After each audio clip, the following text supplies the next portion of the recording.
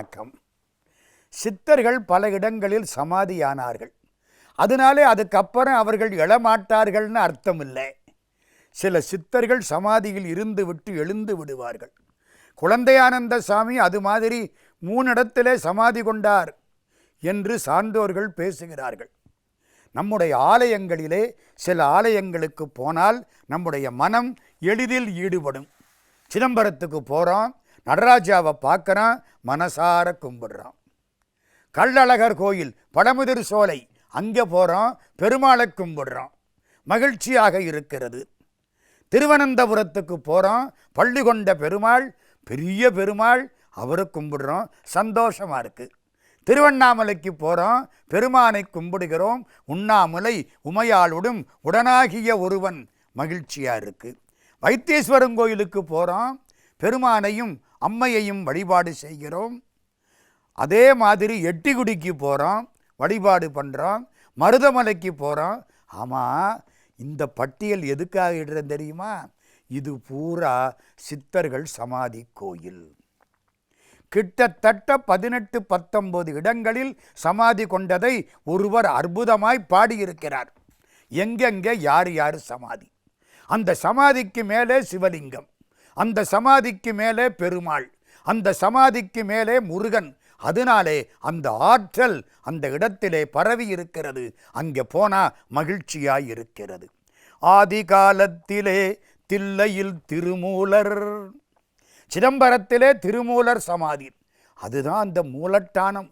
சிவபெருமான் உள்ளே இருக்காரே நடராஜாவுக்கு பின்னாலே, அந்த இடம் மூலட்டானம். உமைய பார்வதின்னு பின்னால் வைக்கப்பட்ட அம்பாள், அந்த இடம்தான் திருமூலர் சமாதியாம். அதனால தான் சிதம்பரம் நடராஜாவை அப்படி வழிபாடு செய்கிறோம். கற்பனை கடந்த சோதி கருணையே உருவமாகி அற்புத கோல நீடி அருமறை சிரத்தின் மேலாம் சிற்பர வியோமமாகும் திருச்சிற்றம்பலத்துள் நின்று பொற்புடன் நடஞ்செய்கின்ற பூங்கழல் போற்றி போற்றி. ஏன் திருமூலர் சமாதி தில்லை கோயில். அழகர் மலை ராமதேவர். அழகர் மலையினா மதுரைக்கு பக்கத்தில் இருக்கிற பழமுதிர் சோலை. மேலே முருகன், அதுவும் தாண்டி மலை ஏறுனா சித்தர் ராமதேவருடைய சமாதி கோயில் குகை இருக்கு. கொஞ்சம் போகிறது கஷ்டம், ஆனால் போகலாம். அங்கே ராமதேவருடைய சமாதி. அதனால தான் கீழே மாமனார், மேலே மாப்பிள்ளை, கீழே பெருமாள், மேலே முருகன். பழமுதிர் சோலை முருகன் மேலே, கள்ளழகர் கீழே.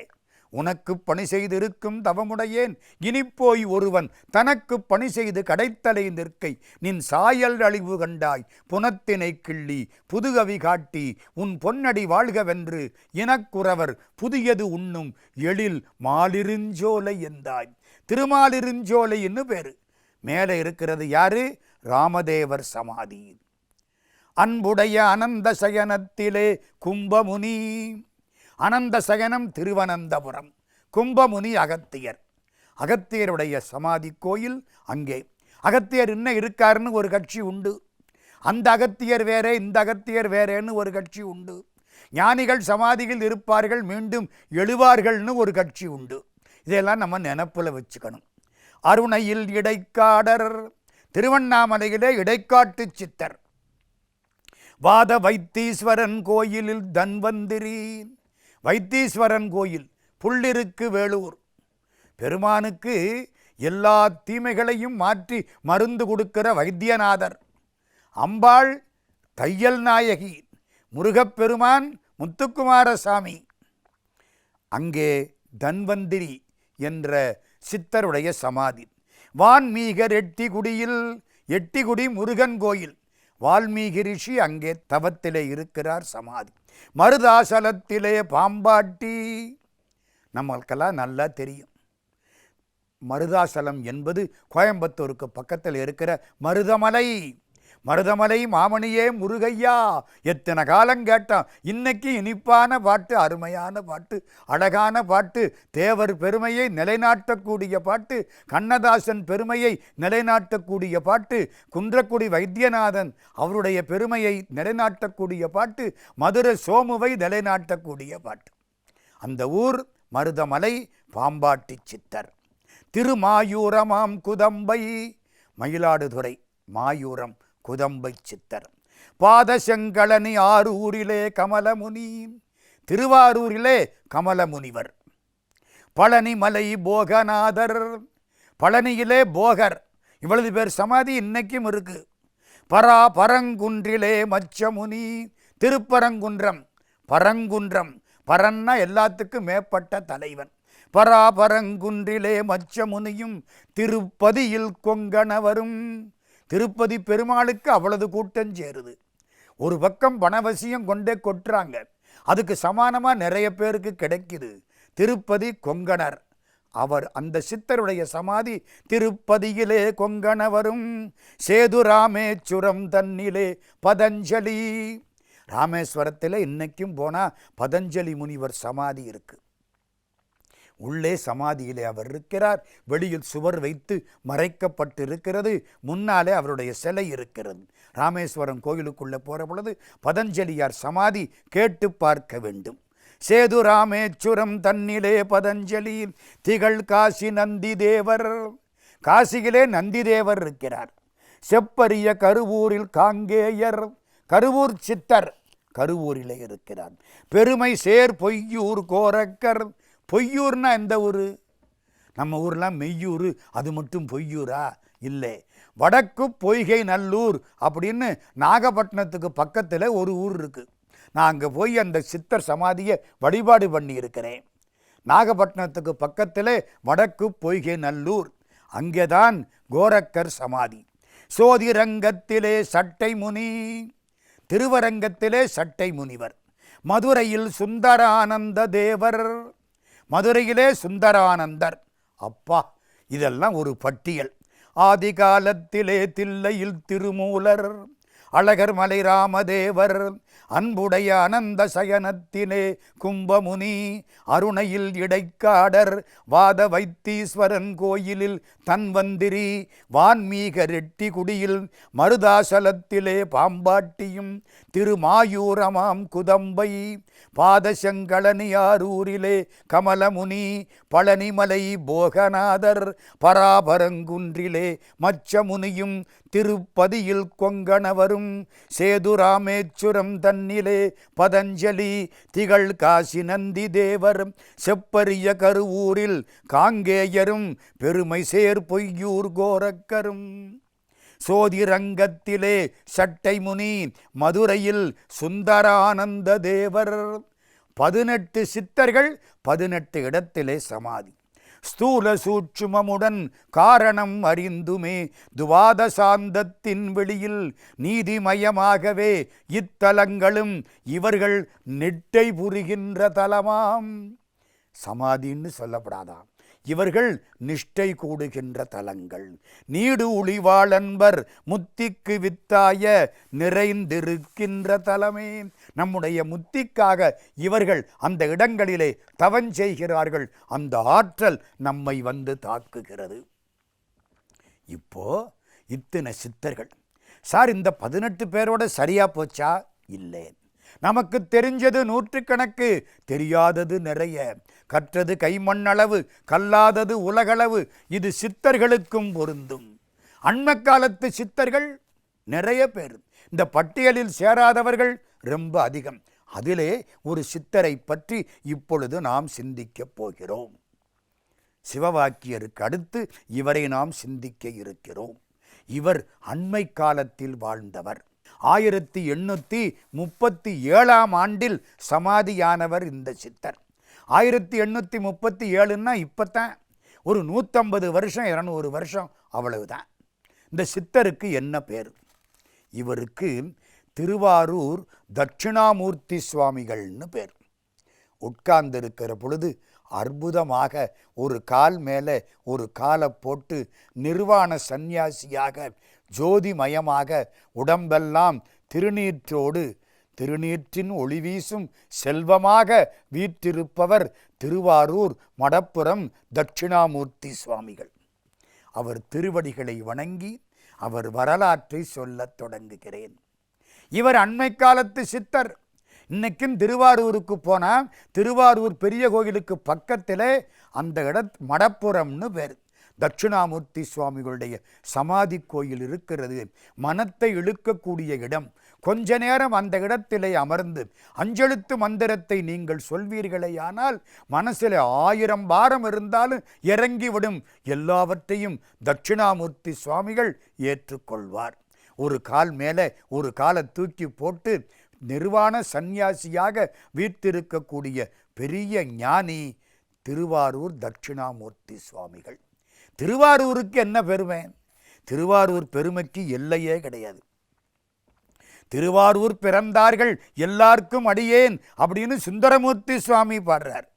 நமக்கு தெரியும் திருவாரூர் தேரழகு. திருவாரூர் தேர் வர்ற பொழுது கைலாசமே வந்தாப்பில் இருக்குமா. கைலாசத்தை பார்க்கிற பொழுது ஒரு பக்கத்திலே திருவாரூர் தேர் மாதிரி தெரியும்.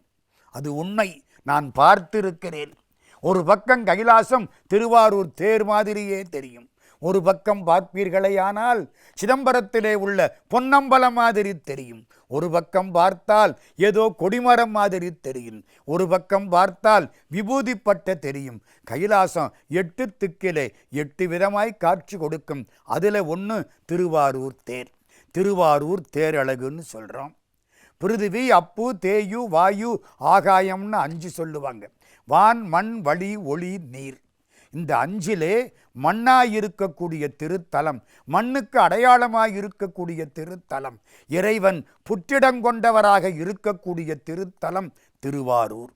எல்லா சிவாலயங்களின் சாநித்தியமும் மாலை 6 மணிக்கு திருவாரூரிலே வந்து விளங்கும். அதனாலே மாலை 6 மணிக்கு திருவாரூரை தரிசித்தால் எல்லா ஆலயங்களையும் தரிசித்த புண்ணியம் என்று நம்முடைய சான்றோர்கள் பேசுகிறார்கள். திருத்தொண்ட தொகையை சுந்தரமூர்த்தி சுவாமிகள் பாடிய இடம் திருவாரூர். கமலமுனிவர் என்ற சித்தர் அந்த இடத்திலே சமாதியாகியிருக்கிறார். திருத்தொண்ட தொகையிலே பெருமான் திருவாரூரை எடுத்து பாடுகிறார். எல்லா அடியார்கள் வரலாற்றையும் பாடினது திருத்தொண்ட தொகை. அது பாடப்பெற்ற இடம் திருவாரூர். திருவாரூர் பெருமான் அதுக்கு அடியெடுத்து கொடுத்தார். தில்லை வாழ் அந்தணர்தம் அடியார்க்கு அடியேன். தேவாசிரியன் மண்டபம்னு ஒரு மண்டபம். அங்கே அடியார்களெல்லாம் கூடியிருப்பார்களாம். அந்த இடம் திருவாரூர். ஒரு முக்கியமான செய்தியை சொல்லணும். நமக்கெல்லாம் தெரிஞ்சது மனுநீதி சோழன் வரலாறு. தன்னுடைய பிள்ளை, சோழனுடைய பிள்ளை அரசுலாம் தெருவில் போகும் பொழுது அவனுடைய தேர்காலிலே ஒரு கன்றுக்குட்டி குறுக்கே விழுந்து இறந்து விட்டது. இது அவங்க அப்பா சோழனுக்கு தெரிஞ்சது. ஆராய்ச்சி மணி கட்டி வச்சிருக்கிறான். அது என்ன மணி? நீதிமணி. யாருக்காவது ஏதாவது துன்பம் வருமானால் அந்த மணியை அடிக்க வேண்டும். அந்த மணி துருப்பிடித்து தூசி அடைஞ்சு போய் கிடக்கு. ஏன் தெரியுமல்ல? யாரும் அடிக்கிறதே இல்லை. ஏன்? யாருக்கும் துன்பம் வர்றது கிடையாது. அப்படி ஆட்சி சோழனுடைய ஆட்சி. திடீர்னு இப்படி ஆயிப்போச்சு. மகன் இப்படி செய்து விட்டான். கன்றுக்குட்டியை இழந்த பசுமாடு வந்து கொம்பினாலே அந்த மணியை அடித்தது. அரசனுக்கு கேட்டது, இது என்ன சாவு மணி மாதிரி கேட்கிறதே, யமனுடைய தேர்மணியா? ஓடி வந்து பார்க்கிறான், பசுமாட்டை பார்க்கிறான், விஷயத்தை தெரிந்து கொண்டான். இப்படி ஆகிவிட்டது, நான் என்ன செய்வது? என்னுடைய பிள்ளையை தேர்காலில் ஊர்ந்து முறை செய்ய வேண்டும். கன்றுக்குட்டியை எழுப்ப முடியாது.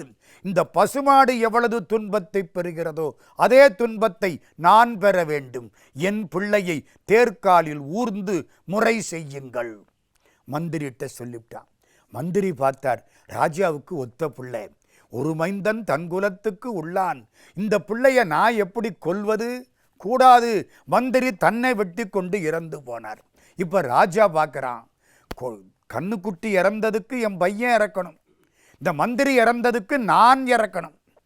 எப்படி? அதுக்குத்தான் மனுநீதின்னு பேர். அவனுக்கு பேரு தான் மனுநீதி சோழன்னு பேர். நேர புறப்பட்டான். தேர்காலிலே பிள்ளைய படுக்க வச்சான். இவன் தேர் ஊர்ந்தான், முறை செய்தான். இறைவன் காட்சி கொடுக்கிறார். முதல்ல கண்ணுக்குட்டியை எழுப்பினாராம். அதுக்கு அப்புறமா இவனை எழுப்பினாராம். யார? மன்னன் மகனை. அதுக்கப்புறமா அந்த மந்திரியை எழுப்பினாராம். பார்க்கிறார் மனுநீதி சோழர். சடைமருங்கில் இளம்பிறையும் தனிவிடிக்கும் திருநுதலும் இடமருங்கில் உமையாளும் எம்மருங்கும் பூதகணம் புடை நெருங்கும் பெருமையுமுன் கண்டரசன் போற்றி செய்ப்ப விடைமருவும் பெருமானும் விரல் வேந்தற்கு அருள் கொடுத்தான். சேக்கிழார் சுவாமி பக்தி சுவைநனி சொட்ட சொட்ட பாடுகிறார். இது நடந்தது எங்கே? மனுநீதி சோழன் வரலாறு.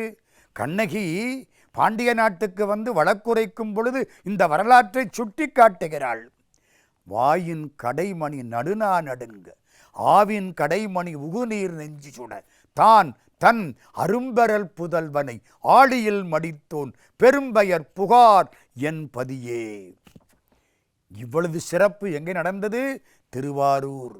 திருவாரூருக்கு அவ்வளவு பெருமை. கமலை என்ற பெயரில் அன்னை பராசக்தி அருளாட்சி செய்யக்கூடிய திருத்தலம் திருவாரூர். இன்னொரு முக்கியமான செய்தி சொல்லணும் எல்லாருக்கும். அந்த காலத்தில் ஒரு சிவராத்திரியில் ஒரு வில்வ மரம், வில்வ மரத்துக்கு கீழே சிவனும் சக்தியும் அமர்ந்திருக்கிறார்கள். ராத்திரி பூரா மேலே இருந்து வில்வ இலை ஒன்றொன்னா விழுந்துக்கிட்டே இருக்கு. கீழே சிவபெருமான் உட்கார்ந்துருக்கார். அது எப்படி? மேலே ஒரு குரங்கு உட்கார்ந்துருக்கு. இந்த குரங்கு ஒவ்வொரு இலையாக பறித்து போட்டுக்கிட்டு இருக்கு. குரங்கு சும்மா இருக்காது. குரங்குலேருந்து வந்த நாமளே சும்மா இருக்க மாட்டோம். அது எப்படி சும்மா இருக்கும்? பறித்து போட்டுதா. விடிஞ்சு பார்த்தா சிவபெருமானுக்கு உடம்பு முழுக்க வில்வங்கள். ஏக வில்வம் சிவார்ப்பணம். ஒரு வில்வம் போட்டாலே அவ்வளவு புண்ணியம். வில்வத்தை போட்டு பயன்படுத்தி திரும்பவும் மறுநாள் பூஜைக்கும் பயன்படுத்தலாம். அதில் ஒன்றும் தள்ள வேண்டியது கிடையாது. வில்வத்துக்கு அவ்வளவு சிறப்பு. இந்த குரங்கு அப்படி அம்பாள் நிமிந்து பார்த்தாலாம். குரங்கு கீழே வந்துதான் சிவபெருமானை கும்பிட்டுதான். பெருமான் சொன்னாராம், தெரிஞ்சோ தெரியாமலோ சிவராத்திரி அன்னைக்கு வில்வத்தினாலே நீ அர்ச்சனை பண்ணதுனாலே நீ சோழ நாட்டிலே கருவூரிலே போய் மன்னனாக பிறப்பாய். கரூர் திண்டுக்கல்லுக்கு பக்கம் கரூர். கரூரிலே மன்னனாக பிறப்பாய். குரங்கு கேட்டுதான், சாமி எனக்கு ஒரு வரம் கொடுக்கணும். என்ன? பிறக்கிற பொழுது இந்த குரங்கு முகத்தோடு பிறக்கணும். என்னடா அநியாயமாக இருக்குது. அவனவே முகம் மோசமாக இருந்தால் கூட எங்கேயோ பியூட்டி பார்லரில் போய் முகத்துக்கு எல்லா மேக்கப்பும் பண்ணிக்கிறான். நீ எதுக்கு குரங்கு முகம் கேட்குற?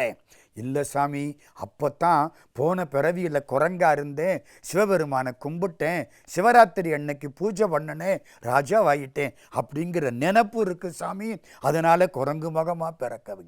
குரங்கு முகத்தோடும் குந்தம் என்ற ஆயுதத்தோடும் நீ பிறப்பாய். முசுன்னா குரங்குன்னு அர்த்தம். குந்தம்னா ஒரு ஆயுதம். அந்த சக்கரவர்த்திக்கு முசுகுந்த சக்கரவர்த்தின்னு பேர். குரங்கு இப்படி வந்து எங்கே பிறந்ததா? சிவராத்திரி அன்னைக்கு பூஜை பண்ணதுனால கருவூரில் பிறந்துச்சான். ராஜாவாக இருந்துச்சான். தேவேந்திரன் அங்கேருந்து வர்றான். ஒரு அசுரன் தொல்லைப்படுத்துகிறான். அவனை கொல்ல முடியல. நீங்கள் வந்தாத்தான் முடியும்னு முசுகுந்த சக்கரவர்த்தி காலில் விட, இவர் குந்தம் என்ற ஆயுதத்தை ஏந்தி கொண்டு தேவலோகத்துக்கு போக, அசுரனை வெற்றி கொள்ள அசுரன் இறந்தான்.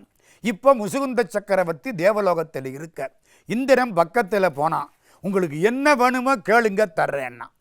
இப்படியெல்லாம் சொல்லக்கூடாது, ஆபத்து. இவர் என்ன கேட்டார் தெரியுமா? கற்பகபட்சத்தை கேட்டால் கொடுத்துருப்பான், காமதேனுவை கேட்டால் கொடுத்துருப்பான். இவர் அதையெல்லாம் கேட்கலை. ரம்பையை கேட்டால் கொடுத்துருப்பான், ஊர்வசியை கேட்டால் கொடுத்துருப்பான், திலோத்தமையை கேட்டால் கொடுத்துருப்பான், உச்சை சிரவஸ்தை கேட்டால் கொடுத்துருப்பான், ஐராவதத்தை கேட்டால் கொடுத்துருப்பான். இதெல்லாம் தேவலோகத்தில் இருக்கு. இவர் என்ன கேட்டார் தெரியுமா? தேவேந்திரா, நீ வைத்து வழிபாடு செய்யக்கூடிய அந்த அற்புதமான தியாகராஜ மூர்த்தியை கொடுன்னார். அது யாரு தியாகராஜ மூர்த்தி? உடம்பு தெரியாது, 2 கை 2 காலு தெரியும், முகம் தெரியும். அற்புதமான மூர்த்தி, திருமால் வழிபட்ட மூர்த்தி. திருமால் அந்த தியாகராஜ மூர்த்தியை நெஞ்சில் வச்சிருந்தாராம். மூச்சை மேலையும் கீழையுமா இழுத்து விடுவோம். அப்படி இழுத்து விடுற பொழுது இந்த தியாகராஜ மூர்த்தி மேலையும் கீழையுமா ஆடுவாராம். இன்னைக்கும் திருவாரூர் தியாகராஜ மூர்த்தி வெளியில் வர்ற பொழுது மேலுங்கீழுமாத்தான் ஆடுவார். சிதம்பரம் நடராஜா பக்கவாட்டில் ஆடுவார். ஏன்? இவர் மனசுக்குள்ளே நெஞ்சில இருந்த மூர்த்தி. யாருக்கு? திருமாலுக்கு. திருமால் நெஞ்சில இருந்த தியாகராஜ மூர்த்தியை தேவேந்திரங்கிட்ட கொடுத்தாராம். தேவேந்திரன் வச்சு பூஜை பண்ணுறான். முசுகுந்த சக்கரவர்த்தி அதை கேட்டுவிட்டார். மாட்டிக்கிட்டான். பூஜை பண்ணுற மூர்த்தியை நான் எப்படி கொடுக்கறது, எது கேட்டாலும் கொடுக்கறேன்னு சொல்லிவிட்டனே. உடனே என்ன பண்ணான் தெரியுமா, அதே மாதிரி 6 மூர்த்தி தயார் பண்ணனான். முதல்ல இந்த டூப்ளிகேட் தயார் பண்ணவே தேவேந்திரன், மறந்துடாதிய. 7 மூர்த்தி ஆயிடுச்சு. இப்போ ஒரிஜினல் மூர்த்தி 1, இந்த பின்னால் பண்ணினது 1, 6, அசல் 1, நகல் 6, 7 சரியாயிடுத்து. 7 மூர்த்தியவும் கொண்டே வச்சான், வேணுங்கிறத எடுத்துக்கொண்டான். இவர் பார்த்தார், ஒவ்வொரு மூர்த்திக்கும் பக்கத்தில் போய் நின்று வழிபாடு பண்ணி கும்பிட்டுக்கிட்டே வந்தார். முதல் மூர்த்தி சரி, 2வது சரி, 3, 4, 5வது மூர்த்தி வந்தார், கும்பிட்டார். மெய்மயிர் சிலிர்த்தது, விதிர் விதிர் பெய்தியது, கண்ணில் இருந்து கண்ணீர் வழிந்தது. ஓ, இதுதான் காந்தம், இந்த இரும்பை இழுத்து விட்டது. அந்த மூர்த்தியை எடுத்தார். நான் இந்த மூர்த்தியை கொண்டுகிட்டு போறேன். தேவேந்திரன் சொன்னா, அவரு தான் ஒரிஜினல், மற்ற 6ம் பின்னால் செய்யப்பட்டவை. எனக்கு எதுக்கு, 7ஐயும் எடுத்து கொண்டு செல்லுங்கள். 7 மூர்த்தியையும் கொண்டுகிட்டு வந்தாரா.